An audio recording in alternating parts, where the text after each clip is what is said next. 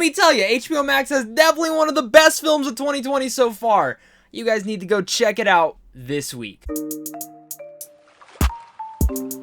What's going on, everybody? Welcome back to a brand new movie review. Today I'm going to be discussing Unpregnant, and of course, if you guys are new here, consider hitting that like and subscribe button where I do tons of movies, rankings, and reactions over here on a daily basis. I love talking movies, and I want to keep talking them with you guys down below in the comment section, so make sure to leave a comment down there and let me know your guys' thoughts on this film. Are you guys excited about it? Are you not? Let's discuss it. Unpregnant follows a pregnant teenager, Veronica, who discovers that she cannot get an abortion in her home state of Missouri without her parents' permission. She convinces her former best friend Bailey to take a road trip with her to Albuquerque so she can get one there. This film's trailer just lit up my world. I love both of these, and especially HaleyLuRichardson. I've just been a major fan of the last couple of years, and every single performance she's been in, she's just been such a shining light. And Barbie, I've never truly seen anything before. The small little glimpses I have, she's been, again, that shining bright light as well. Both of them teaming up for a coming-of-age film this time around, and a road trip comedy in the same sorts, but all of it revolving around a pretty serious subject matter that, you know, we saw a film called Never, Rarely, Sometimes, Always earlier this year, which, again, took this concept into a very drastic and dramatic filled purpose, which was an excellent looking film. I'm really happy to see two different parallels around the same subject matter, one more of a drama, one more of a comedy, but also at the same time all having a great message all around it. And I think Unpregnant actually details this message even better. Unpregnant is an excellent movie, and I don't think it's perfect, but it's one that's absolutely hilarious, charming, brilliant, and nonetheless it's one that will put a big smile on your face throughout the whole entire film, but at the same time feel something and understand the message, because the message of that females should be able to decide what they want to do with their own body. If they want to get an abortion, they can. If they don't want to, that's up to them. But I think what they do so well in here is they add different subplots in here, certain characters, certain perspectives in here that again tie into wanting to go against that nature.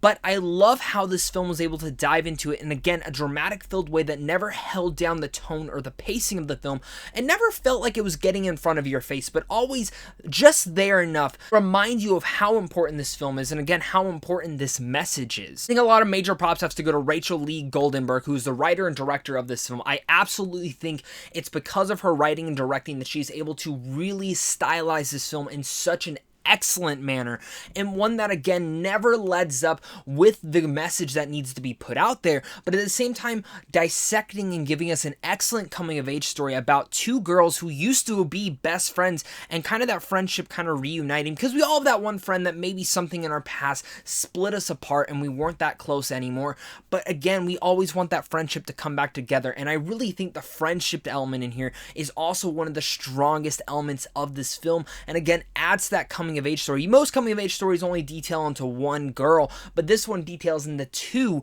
really giving great personalities, great background history in between both of them within them, whether it's a flashback sequence or just dialogue between them both that shows the past that they had, that I actually think is really unique to say the least, because usually in these type of movies we don't get that, and I loved it. Performances from Barbie Ferrara and HaleyLuRichardson are absolutely shining spots in this film. Once their chemistry is just perfect with one another, you instantly believe that these two used to be best friends, and seeing the kind of this friendship come back together during this road trip is just so special. Make you want to hit up your friend you haven't hit up in a while and be like, hey, let's go on a road trip, let's hang out, let's get that friendship back to normal. Also, their performances are great in here.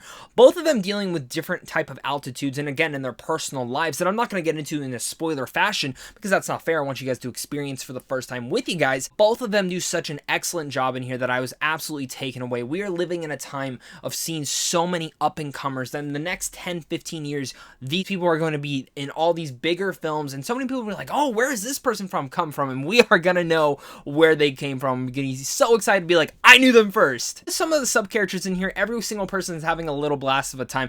Giancarlo Esposito is one of those actors who I love seeing when he comes into play, and the character he plays in here is actually a little bit of fun. He was one of my favorite side characters throughout this whole storyline, whether it's the likes of him, Bracken Meyer, Sugar Lean Beard, Ramona Young, Alex McConnell. There are ones all in here that again play a very important part towards telling this story, and again telling this message overall, and again none of it feeling like it's straight in front of your face like, oh my god, I'm going to bonk you over the head with this message. Many films will do that and it gets in the way of what the film is speaking about, but not this one. Though this is one of my more favorite films of 2020 so far, I don't think it's perfect. I think there's one thing that actually held the film back just a bit, like literally just this much in particular, and it's kind of the cartoonish element that at times this film can fall into, and its tonal shifts with that are absolutely the thing that do hold this film back from being perfect and being one of the most perfect coming of age stories yet. Because yes, I think this film is still brilliant. I think in the way that it's handled, in the subject matter, and again the comedy routes, everything in there still works perfectly. It's just this one cartoonish element. There's one little subplot and there's little things in here and there where it's like, you guys should be getting in way more trouble than you are. It came a whole subplot with this very religious family that I thought, for the most part, it was funny, it was entertaining, but it definitely took me out of the moment and reminded me that, oh, yeah, I'm watching a movie. This is not realistic. And I'm sure there are people who are like this religious family, but some of the things the girls do in these moments should have gotten them in a lot of trouble.